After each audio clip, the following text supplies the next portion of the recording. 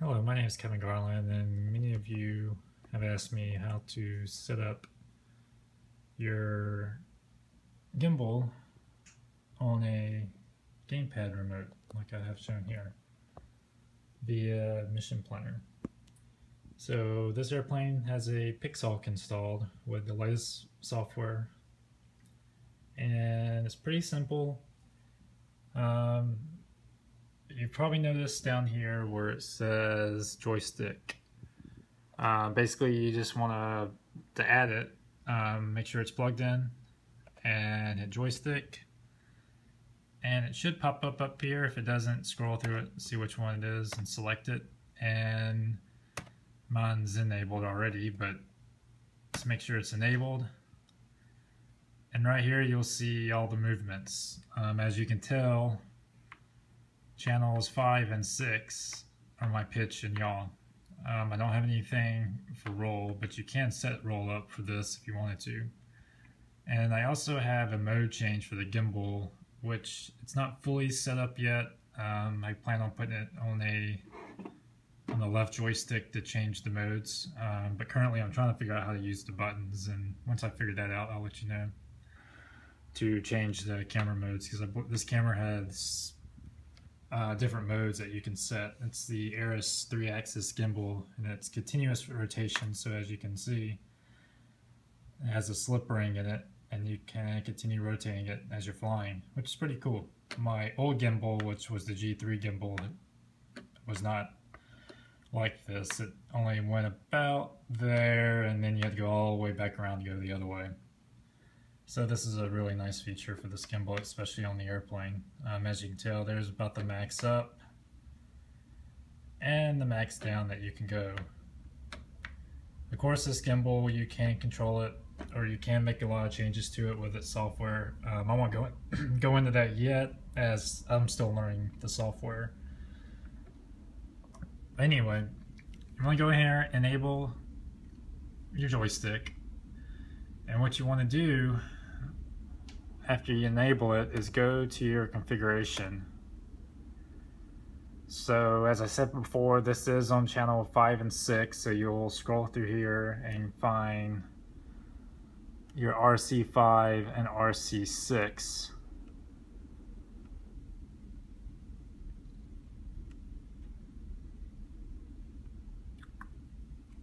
Which is here. So we have RC5 function. You want to make it 1 for RC pass-through, and same for 6 for the function RC pass-through. You also want to make sure that your trim is set to neutral, which is about 1500. If you notice, when you start to enable everything at the end and your gimbal is kind of slowly moving one way or the other, you might just have to give it some trim, but most of the time if you set 1500, it's pretty good. I didn't have to set any to the max and endpoints. They were pretty much already set, but you can see my numbers there if you just want to go off my numbers. Again, I haven't fully messed with this yet. Probably just got lucky setting it up, but this is what's working for me. So after all that's set, of course, my channel 7 I have listed as gimbal control, or command control, which that's what I was talking about earlier. I'm trying to set the buttons up to do that instead of just using the other joystick. So that's not fully set up yet. But when I do learn more about it, I'll let you know. But I do have it set up on RC pass-through on number 1. So after that, come back to your joystick on the front page. And what you want to do, you have channel 5 and 6. Another question, I really didn't get an answer for it, so I had to remap all my channels. But if anybody knows, let me know. But I have channels basically 1 through 12 on this airplane. And I had my gimbal on my higher channels, and it was past 8, so I didn't know how to get anything past channel 8. So if anybody knows how to do that, feel free to post about it. But I have channels 5, 6, and 7 for my gimbal. And what you want to do is basically hit auto detect, and it will come up with this menu, and basically you just want to move the stick that you want your yaw or pitch to be on, and then hit OK. and it will set that stick, and then you will see it work on here like that. So as you can see, I accidentally changed one, so I need to go back because I get these confused of which one's which, 5 or 6 is pitch or yaw. And after that, it should pretty much be set up. If you have to reverse the channel, just hit the reverse. I did find that the reverse does not work in the full parameter list. So where you have a 0 for reverse, I think, and a 1 for normal, or the other way around, that does not change which way the camera moves when you move the joystick. You have to do it right here. And always make sure you hit save after you completed it. So next time you fire up Mission Planner, you basically just have to hit joystick and hit enable, and you're good to go. The future thing what I plan on doing is doing roll, pitch, and throttle and rudder for a backup, just in case I lose my main command and control. Don't recommend doing manual control with a gamepad, but fly-by-wire should work perfectly with it. I've tested it in the past on other UAVs, and it seems to work really well.